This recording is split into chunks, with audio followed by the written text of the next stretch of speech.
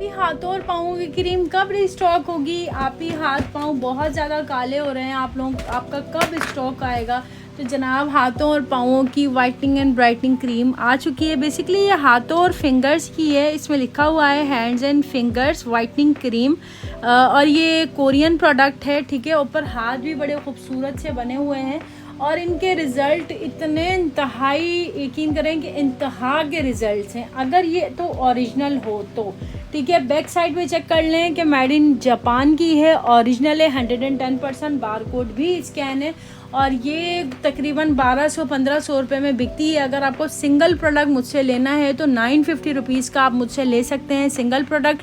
आपने just month में इसको 1 महीना आपने इसको यूज़ करना, आप इसके फ़ैन हो जाएंगे और यकीन जाने कि मेरे परमानेंट क्लाइंट जितने भी हैं वो जो है ना इस क्रीम को ज़रूर मंगवाते हैं क्योंकि इनके इस क्रीम के बहुत ज़्यादा